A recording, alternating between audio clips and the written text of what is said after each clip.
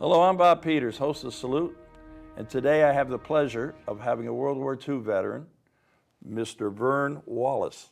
Welcome to the show, sir. Thank you, sir. Can you tell us a little bit about yourself? Originally, you're from Maine, am I correct? Yes, that's right. Yes, I was born and grew up on a small dairy farm, Warren, Maine, and then as I grew older, your activity will change to a different location. Yeah. Tell me a little bit, we had a little pre-talk before we came on the show, and you discussed the fact that you had a deferment, right? Yes. During World War II? Occupational deferment. You want to tell the people what that's a little bit about? Well, I had the contract to gather up the milk from several small dairy farms and bring it into the dairy, and they suggested that they would prefer that I continue to offer that activity and instead of enlisting at that time. Mm-hmm. So my enlistment, I began to get edgy, I guess. As, You wanted to get even. My father had agreed to be responsible for most of the things they were concerned about, and so he operated the business while I was over looking after our Japanese rivals. Yeah, how old were you when you went in? I think about 19. 19? Yeah. There's a lot of people in World War II who were sneaking in at 16, 17, you know? True. Yeah, Yes. yeah. No. So you enlisted in the Navy. Yes, right. And where did you go for training? To boot camp was at Sampson, upstate New York, out near the Finger Lakes. Mm-hmm. And then the next, after boot camp, the next thing was the engineering program in Philadelphia. And how long was that? Only a few months. Yeah. That was a short course. Well, I considered it a short course anyway. Yeah. See, I was Air Force, and I want to ask you a personal question. When you went in the Navy, did you know how to swim? Oh, definitely. You did? Yes. Yeah, see, that's why I never went in the Navy. I couldn't swim. Oh. Still can't. But anyway, you went in 1944, you enlisted, and you're saying about this engineering school you went to, and then you got assigned to a ship, right? That's right. And Norton? Norton Sound. Norton Sound. You want to tell people about the Norton Sound and what kind of ship it was? A seaplane tender was constructed in a shipyard in California near the Los Angeles area. See, a lot of people have never seen one of those. And it is a comparative in size to the cruiser, as the overall dimensions of the vessel. And what was, how did it all work? How did it all play out? It was equipped with two 60-ton cranes that could pick a PBM four-motor bomber That's the seaplane. out of the water and place it with the hangar deck. Yeah, that had to be something. You know, you don't see that very often in the movies or in the history books and stuff. But how did you wind up getting on one of those ships? Just whatever you got assigned to at that time, I guess. I think the mechanical aptitude that appeared obvious because, I mean, you don't grow up on a small farm in New England and have to ask anybody what a wrench looks like. Yeah, that's true, yeah. So tell us what the planes, what was the function of the planes? What did they actually do? They are a bombing type. They are used to deliver bombs to the mainland of Japan. Yeah, because you said you were not too far away from the mainland of Japan, No, right? Kuremoreto. It's a very small harbor that very few people have much familiarity with, but it's near Okinawa. Mm-hmm. And you were telling me about the fire bombs, or what was that about? You were telling me about the. Yeah, our main ammunition that we use to bring the closure to the event was a package of roughly 200 independent, individual fire bombs in one packet, and when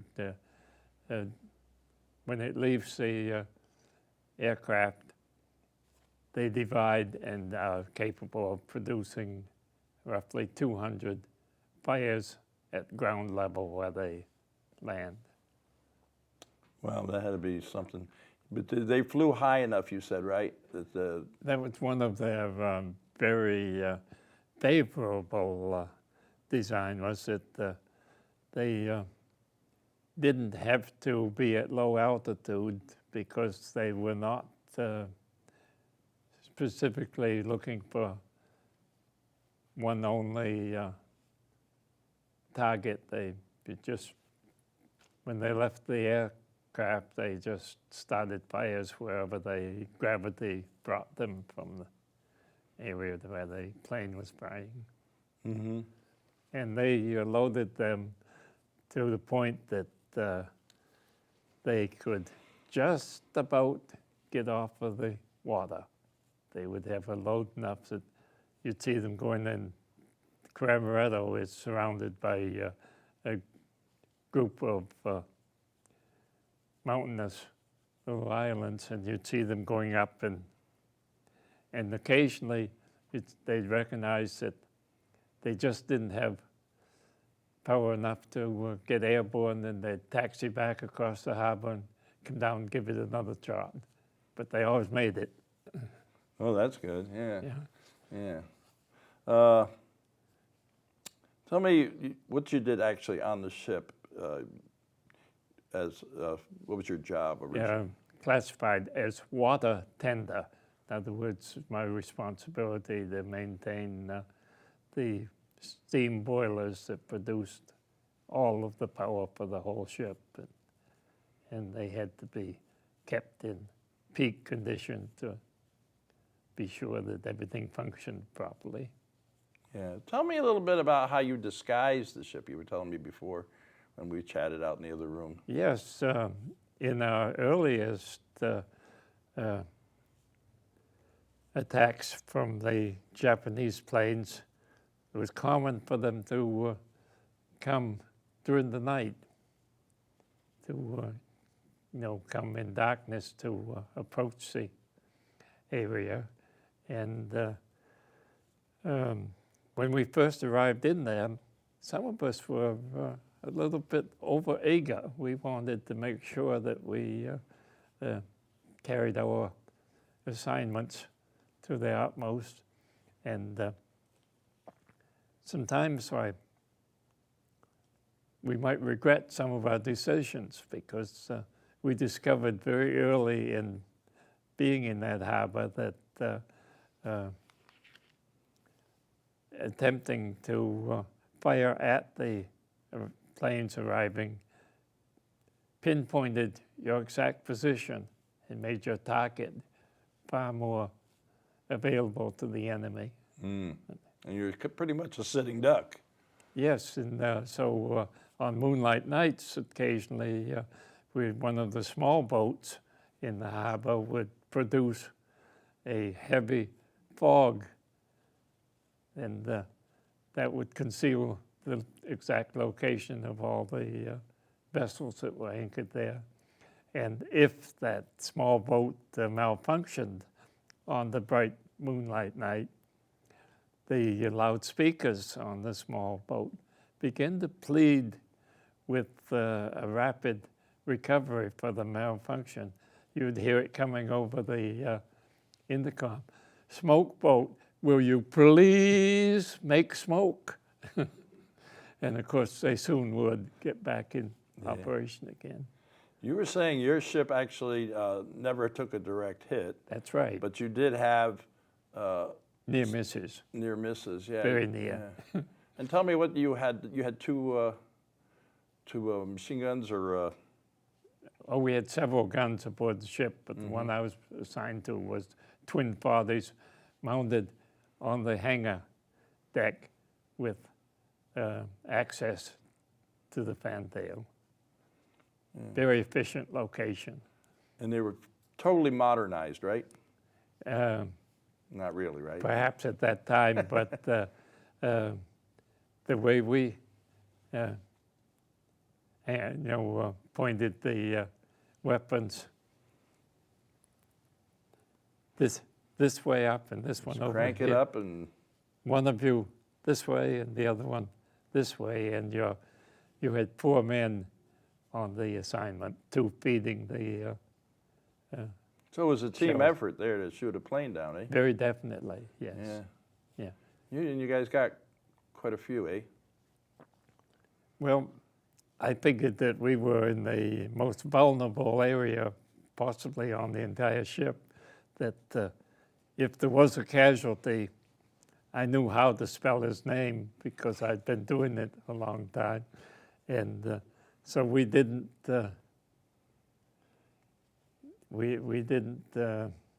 rely on anything more than just.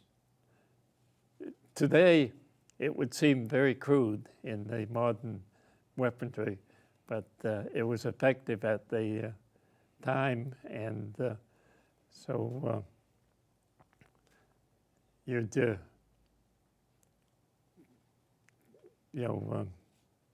be successful, and you always figured that it's a little greedy. You didn't want to go, and so you didn't want to have anyone else go. So you made pretty certain that we didn't offer any invitations to the Japanese pilot to come and visit. Yeah. You were also telling me about another ship called the AB-7. Tell us about. AB-7. Yeah, what happened Curtis. That was pre-war built and was a little bit more luxurious than our hurry-up design that came that we were assigned to, and the admiral of Fleet Airwing 1 resided on the Curtis. I think he enjoyed the comforts of the elaborate design, and so during the time that we were there, the Curtis took a direct hit, unfortunately, with quite a loss of personnel. And in less than 15 minutes, the admiral had relocated on the Norton Sound. Well, frankly, we had a lot of respect for the admiral, but we weren't eager for him to reside on our ship, because instead of being the number 2 target, all of a sudden we were the number 1 target. Yeah, if they know the admiral's on board, yeah. Definitely. Yeah.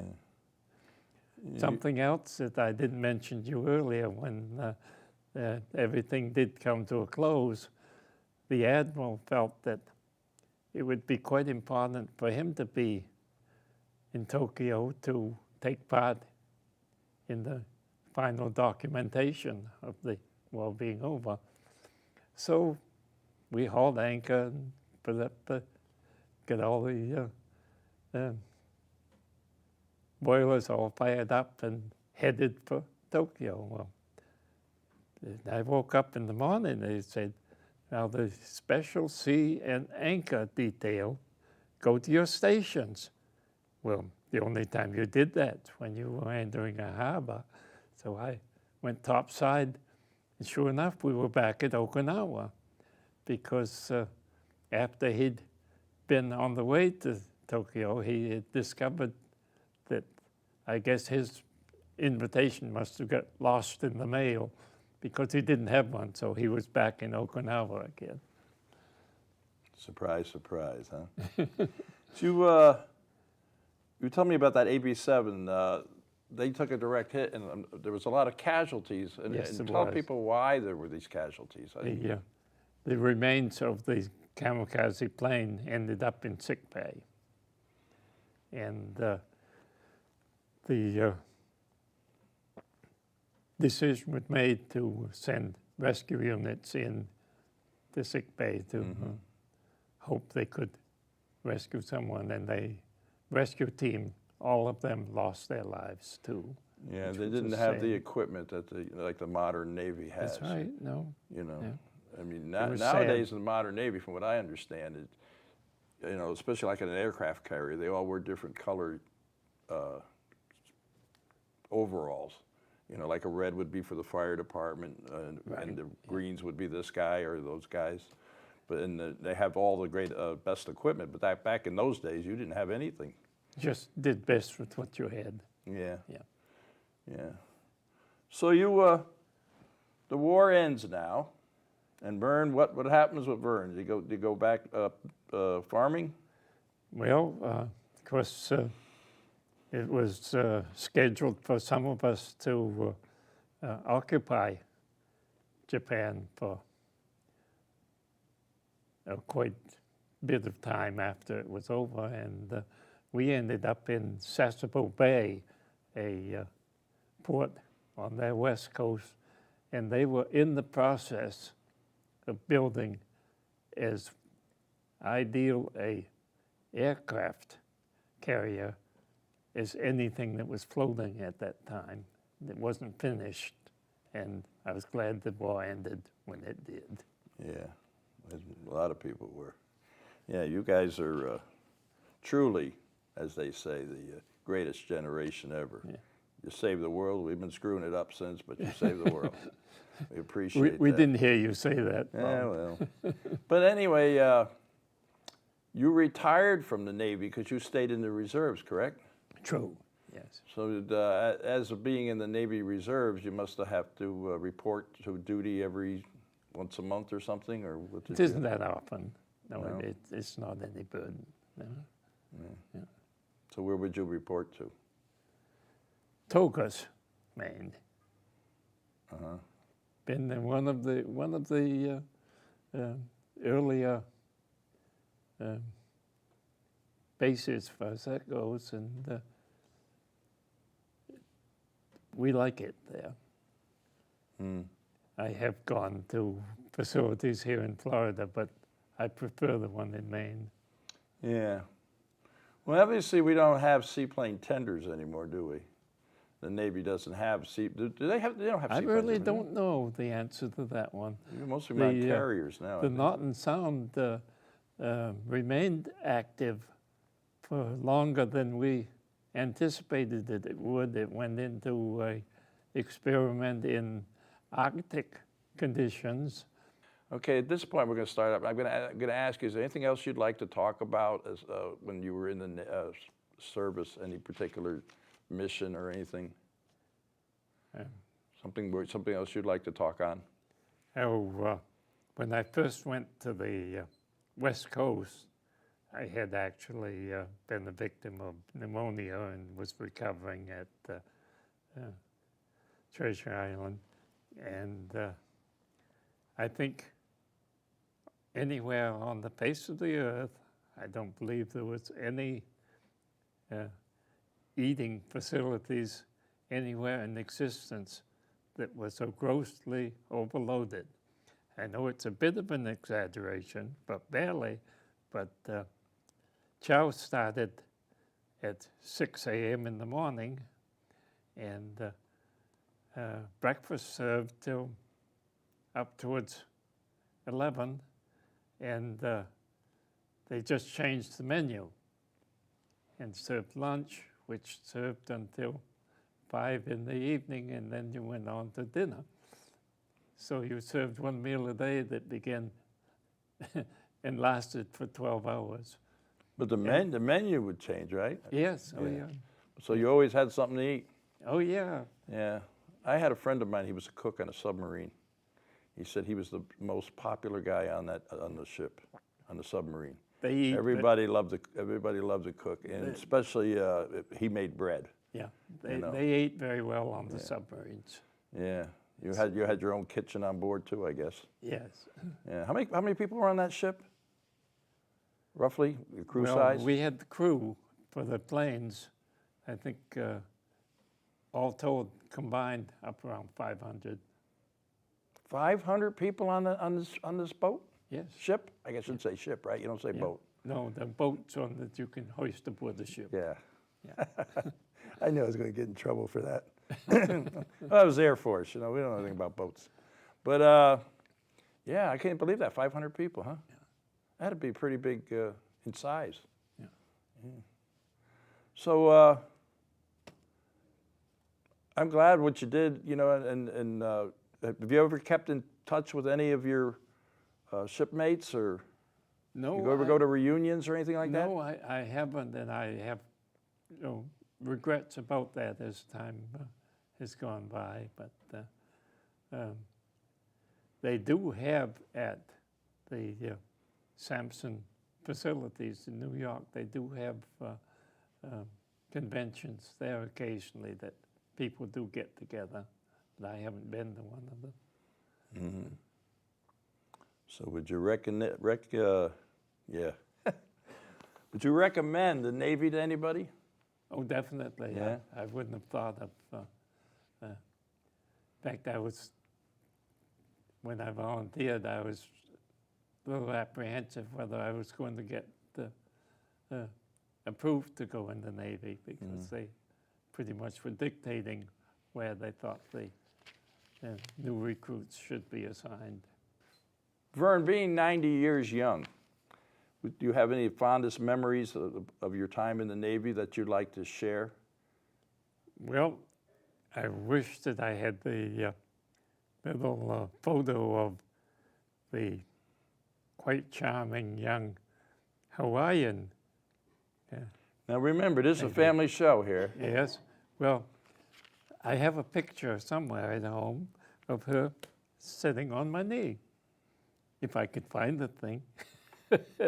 That was one of the, pleasant encounters for me now. But never had any regrets. I might have even gone a step further and tried to get aboard submarine, but I'm glad that I didn't, as far as that goes, because I don't know that I've got claustrophobia or anything. Yeah, I know I have claustrophobia. I surely wouldn't want to encourage it to be a problem. Yeah, the submarines nowadays are amazing. They can stay underwater for months and months and months. But back then, they had the diesel engine and they had to come up. Oh, sure. And they made themselves targets. Yeah. So, yeah. But you never thought of re-enlisting? No, I guess family, no activity. My father worked very hard and diligently to maintain the type of activity that I The farm. had been involved in, and so eventually we formed a partnership with the corporation and worked together for the rest of his active years. Mm-hmm. Yeah. Do you have any brothers or sisters who may have served? No, I had one sister, and she never was No. involved in any. But it was a different time, wasn't it, with the rationing and all that stuff, And it amazes me what your generation. The sacrifices that group made. Yeah. The people back here, even though we were out of touch and no longer contributing towards their activity, way. Fantastic what once it did remain.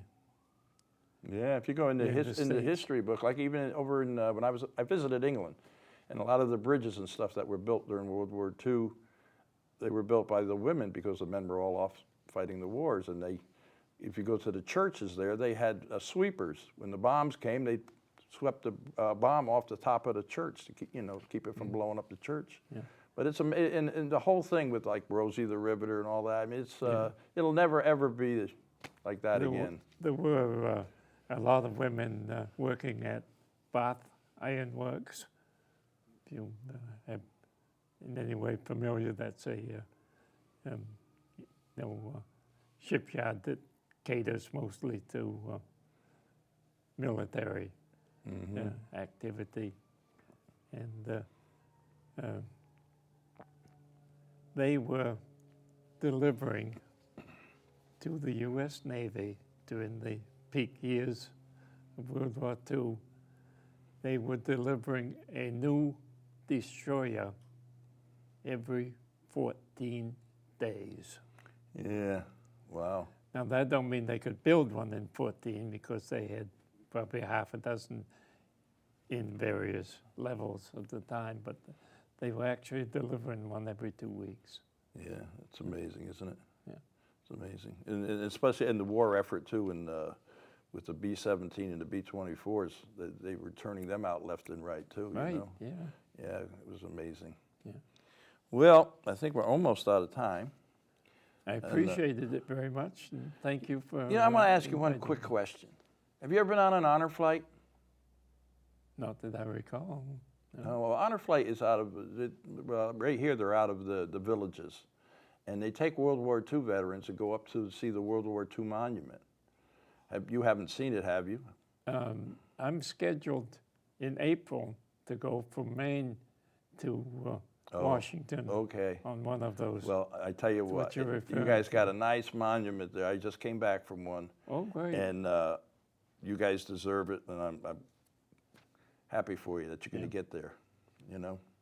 So, but I have... Sometimes I've all toyed with the idea that I would have appreciated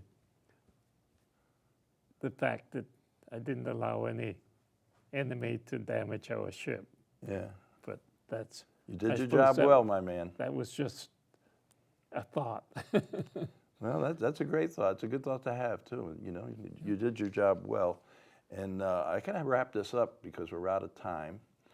But before I leave, I want to talk to our audience out there. There was a gentleman who was on our show several months ago named William Shepard. He was also a Navy veteran. Mr. Shepard was wounded in the turret on a battleship, and he had to either lie down or stand up. He could not sit, and his crew took care of him. Well, he is finally going to get his Purple Heart awarded to him.